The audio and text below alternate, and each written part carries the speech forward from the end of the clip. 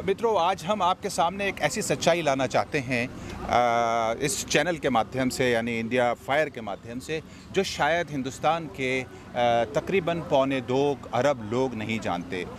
मोदी जी 1.25 अरब की बात करते हैं, हम 1.25 अरब की बात कर रहे हैं। आइए हम आपको दिखाते हैं एक ऐसी सच्चाई मिस्टर केन के द्वारा, जो कॉन्स्टिट्यूशन में रिसर्च कर चुके हैं, जिनका कॉन्स्टिट्यूशन के बारे में पूर्ण अध्ययन है, गहन अध्ययन है। वो आपके बारे में इसके लिए तफसील से बताएंगे। केन साहब, आपका जो है इंडिया फायर में स्वागत है। Thank you. आप कुछ बताना चाह रहे थे कि जो ओरिजिनल कॉन्स्टिट्यूशन बुक है, उसके ऊपर जो सिग्नेचर हैं वो कुछ इलीगल हैं। वो कौन से सिग्नेचर हैं और वो किन लोगों के हैं, क्यों किए गए, इसके बारे में आप हमें संक्षिप्त में बताइए। हमारे पास 3 संविधान ओरिजिनल हैं, एक हाथ का लिखा हुआ और हिंदी में, एक इंग्लिश में और एक प्रेस का छपा हुआ। 3 ओरिजिनल कॉन्स्टिट्यूशन हैं।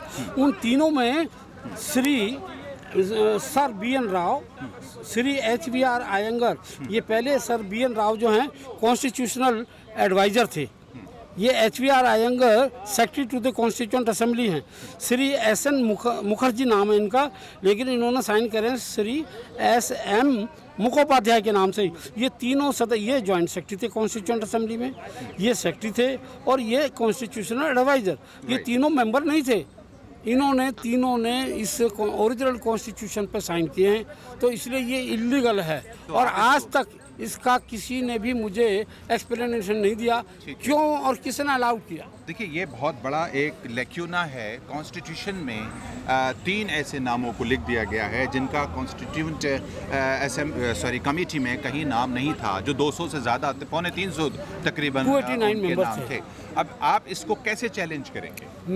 मुझे सौभाग्य मिला RTI के माध्यम से, जो लोकसभा की जो लाइब्रेरी है उसमें ओरिजिनल कॉन्स्टिट्यूशन सील्ड कमरे में रखा हुआ है, उसके माध्यम से मुझे देखने का मौका मिला। लेकिन लोकसभा के काउंटर के ऊपर ओरिजिनल कॉन्स्टिट्यूशन की कैलीग्राफी काफ़ी बिक रही है, जो आज पहले 800 रुपये इसकी कीमत थी, अब 2500 रुपये है।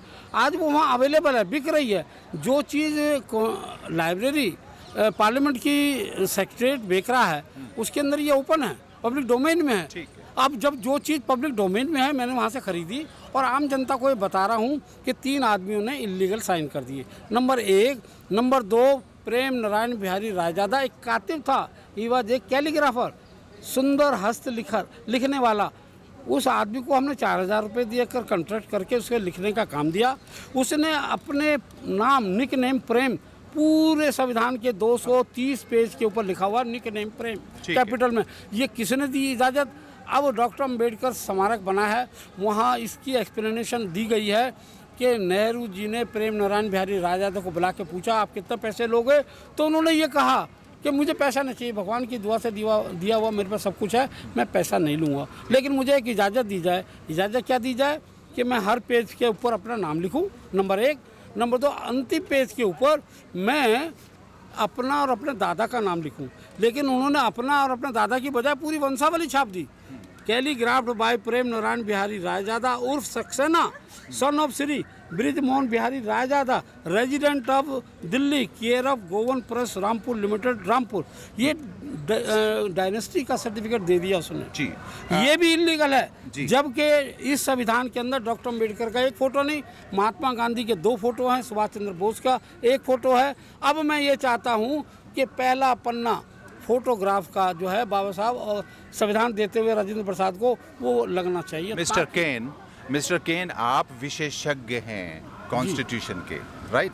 आपने पढ़ा है, उस पर अध्ययन किया है, अपना समय लगाया है। आज कॉन्स्टिट्यूशन ही मिटाने की बात हो रही है और आप अभी सिग्नेचर की तरफ बात कर रहे हैं। क्या आपने कोई ऐसा आह्वान भी चलाया है कि कॉन्स्टिट्यूशन को सलामत रखा जाए? इम्प्लीमेंटेशन भी कॉन्स्टिट्यूशनली होना चाहिए और लोकतांत्रिक तरीके से। देखिएगा, आपका सवाल बिल्कुल वाजिब है। वर्तमान जो प्रधानमंत्री जी हैं, उन्होंने कसम खाई हुई है कि मैं संविधान के मुताबिक काम नहीं करूंगा, और वो कॉन्स्टिट्यूशनल डिक्टेटर बन गए हैं। उन्होंने संविधान को दरकिनार करके डिमोनेटाइजेशन किया, कैबिनेट से कोई अप्रूवल नहीं ली और संविधान की अवहेलना नहीं करी। उन्होंने जो करेंसी छापी है, इसका निर्णय जो है RBI के सेंट्रल बोर्ड ऑफ डायरेक्टर्स ने 19 मई 2016 को निर्णय लिया, उसकी कॉपी सेंटर को भेजी और हमारे जो माननीय वो हैं प्रधानमंत्री जी वो मुल्लाओं की तरह अजान दे दे के कहते फिरते हैं। देखो बहनों भाइयों, मैंने 8 नवंबर को नोटबंदी कर दी और मैंने नोट भी पहले छपवा दिए। जब नोट पहले छप गए तो तुमने 8 नवंबर को कैबिनेट से अप्रूवल कहाँ ली? मैं जब कॉपी मांगता हूँ आरटीआई के अंतर्गत तो मुझे कॉपी देने से मना करते हैं। सीआईसी ने ऑर्डर करे कि अपनी टीवी कैमरा की जो रिपोर्ट है जो तुमने नेशनल टेलीकास्ट कराया उसकी अनएडिटेड कॉपी आरएल केन को दो, आरटीआई में जो मांग रहे हैं। उनके कहने के बावजूद भी नहीं दी।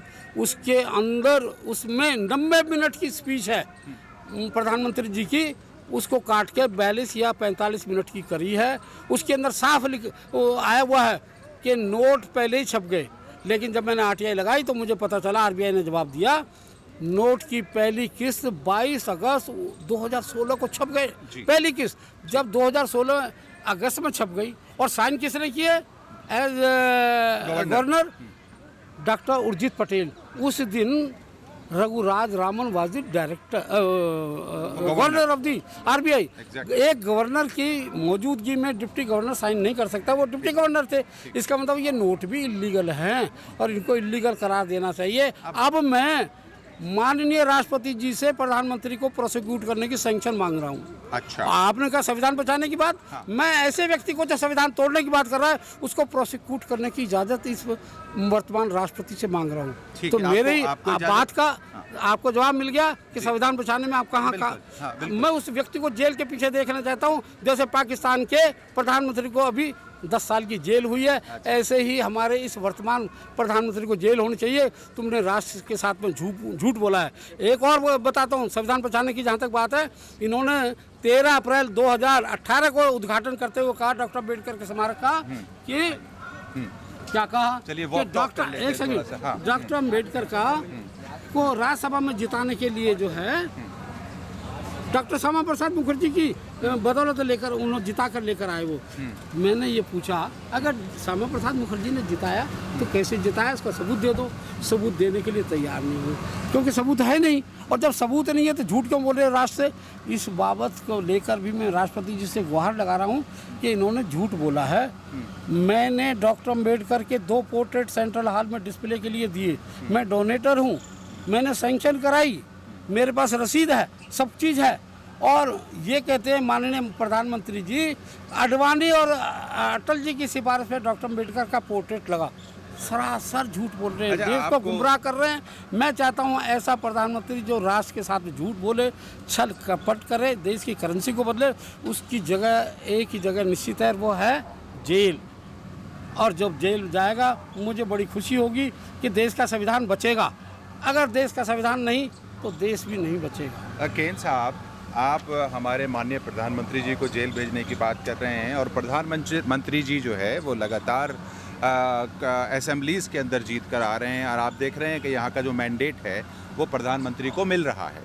और आप और मैं हम सब जानते हैं कि इस वक्त जो है वो नरेंद्र भाई मोदी जी की नाम से सरकार चलती है कि अब की बार मोदी सरकार। तो ये मोदी सरकार जो एक के बाद दीगर इस वक्त जो है वो 23 से ज़्यादा असेंबलीज़ को अपने कंट्रोल में कर चुकी है, उनको आप आसानी से कैसे निकाल सकते हैं? अब देखिएगा, अभी देखिए गुजरात ने तमाशा दिखा दिया, कर्नाटका ने दिखा दिया, दिल्ली में इनको 70 में से 3 सीटें मिली।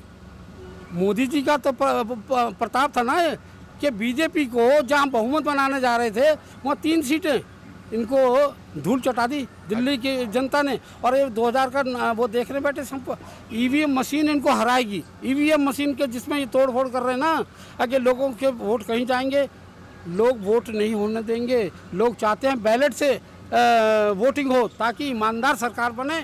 और ये ईवीएम का जो खेल है ये ख़त्म होना चाहिए।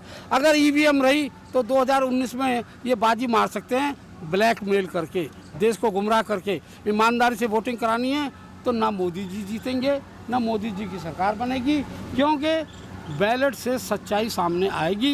ईवीएम मशीन से हम देख रहे हैं कि उसमें खराबी हुई है। और जिन्होंने ईवीएम मशीन बनाई है वो खुद कह रहे हैं साहब इसको तो लू लग गई, ज़्यादा गर्मी की वजह से ये मशीन काम नहीं कर रही। अरे कल बरसात होगी, परसों ठंड पड़ेगी तो ईवीएम मशीन काम नहीं करेगी। इसलिए हमारा ईवीएम पर कोई भरोसा नहीं रहा, मोदी जी पर भी भरोसा नहीं है। लिहाजा ईमानदारी से चुनाव कराने हैं तो 2019 को भूल जाएं। ये ये धूल चाटेंगे, इनको कोई वोट नहीं मिलने वाली। आपके पास स्ट्रेटेजी क्या है? स्ट्रेटेजी ये है, देश ईमानदार आपके है। पास हिकमत अमली क्या है? देखिएगा, मैं और मेरे जैसे लोग ना जाने कितने हैं जो ईमानदारी से वोट करेंगे, और वो ये चाहते हैं ईमानदार व्यक्तियों को जिता के लाया जाए ठीक है। और मोदी जी को धूल चटाई जाए। और वो एक ही रास्ता है, लोग घर से निकलें, ईवीएम मशीन के विरुद्ध निकलें, अपना बैलेट पेपर के मुताबिक हमने वोट करें, तभी हम देश को बदल पाएंगे। मोदी जी का सपना ये इनका धूल चाटेगा। अच्छा, तो मतलब आप कहना ये चाह रहे हैं कि मोदी जी का सपना धूल चाटेगा और आप संविधान और लोकतंत्र की हिफाजत के लिए आगे आएंगे और बीजेपी यानी मोदी जी के खिलाफ वोट कराने का प्रयत्न करेंगे। आपके पास स्ट्रेटेजी भी है, आप वो कर रहे हैं। हम आशा करते हैं कि आप संविधान और लोकतंत्र को बचा सकें, देश बच सके, देश में अमन आ सके, चैन आ सके, भाईचारगी आ सके और देश के अंदर जो है वो पीस एंड प्रॉस्पेरिटी स्थापित हो जाए। हम इस बात की आशा करते हैं और यहाँ के तमाम नागरिक, सारे वर्गों को, सारे धर्म के लोगों को उनका अधिकार भी मिल जाए, इसी आशा के साथ हम आपका स्वागत कर रहे थे। मैं Ali Adil Khan, India fire news के लिए अपने साथी शहीम अहमद साहब के साथ दिल्ली से। Thank you.